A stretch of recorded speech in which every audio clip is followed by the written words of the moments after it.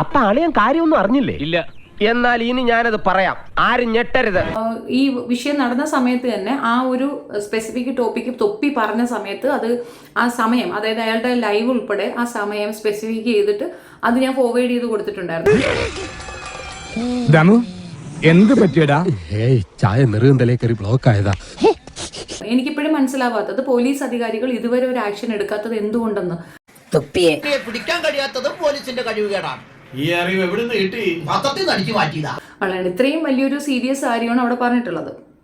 ഇന്ന് ചൈൽഡ് ലൈനും കംപ്ലൈന്റ് കൊടുത്തു.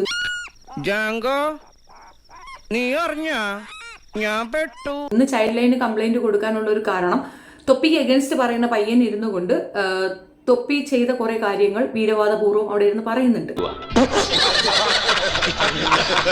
ഒരുപക്ഷെ അവനെ തൊപ്പി തോൽപ്പിക്കാനായിരിക്കും ഇതൊക്കെ പറയുന്നത്. സത്യമാണെങ്കിലും എനിക്ക് അംഗീകരിച്ചു കൊടുക്കാൻ പറ്റുമോ? അവനും കുഴപ്പക്കാരനെന്ന് തന്നെ അവൻ സമ്മതിക്കുന്നുണ്ട്. പക്ഷെ മനസ്സിലാക്കാൻ വേണ്ടി പറയുന്നത്, നമ്മുടെ കുട്ടികളാണ് ഇവരുടെ ഏറ്റവും വലിയ ഫാൻ. 100% ഞാൻ യോജിക്കുന്നു. ഇന്നലെ ഇവൻ ലൈവ് സ്ട്രീം ചെയ്യുമ്പോഴും ഞാൻ അവിടെ ഉണ്ടായിരുന്നു. അപ്പൊ അതിനകത്ത് ഞാൻ നോക്കുമ്പോൾ 84,000 പേര് ആ സമയത്ത് വ്യൂ ചെയ്യുന്നുണ്ട്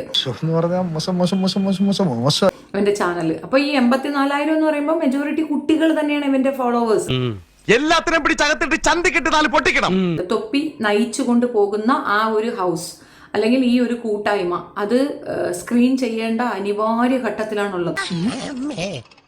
ഇവന്റെ നന്മ മരവും ഇവനെ സത്യം പറഞ്ഞാൽ ഇവനെ വളരാൻ അനുവദിച്ചുകൂടാന്നാണ് എനിക്ക് പറയാനുള്ളത്. കാരണം ബോൺ ക്രിമിനൽ ആണ് സത്യം മാത്രം. തൊപ്പിയുടെ കൈ ഒരു പത്രത്തോളം ഉണ്ട് എന്നാണ് ഈ പയ്യൻ പറയുന്ന ഇതിൽ നിന്ന് മനസ്സിലാവുന്നത്. വലിയ നിലവിലുള്ള ആളല്ലേ, എല്ലാവരും അറിയട്ടെ. നീ എന്റെ മാനം കളയരുത്, നിനക്ക് എന്ത് വേണേലും ഞാൻ തരാം. ഇന്നലെ ചലഞ്ച് ചെയ്യുന്നുണ്ടായിരുന്നു. മയക്കുമരുന്നും അതിനോടനുബന്ധിച്ചിട്ടുള്ള കാര്യങ്ങളും ഒന്നും എന്റെ ശരീരത്തിൽ ഉണ്ടാവത്തില്ല, ഞാൻ ചലഞ്ച് ചെയ്യുന്നു എന്നൊക്കെ പറയണത്. ചെവിക്കൽ ഒരെണ്ണം പൊട്ടിക്കുകയാണ് വേണ്ടത്.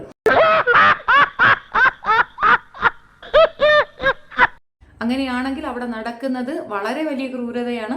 മാത്രവുമല്ല അണ്ടർ ഏജിലുള്ള കുട്ടികളെയാണ് ഇവർ ടാർഗറ്റ് ചെയ്യണമെന്ന് പറയുന്നുണ്ട്.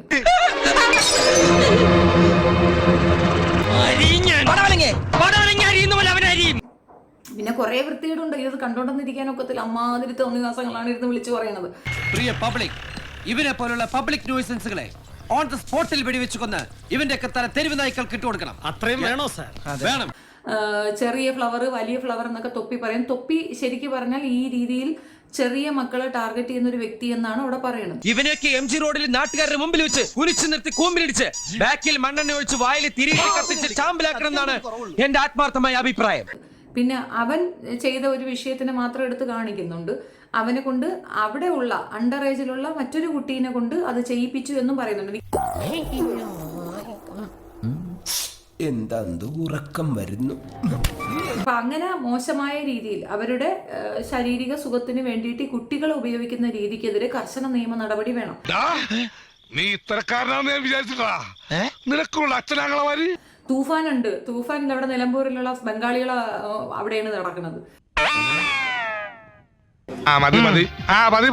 ഞാൻ വരട്ടെ. എങ്ങോട്ട്?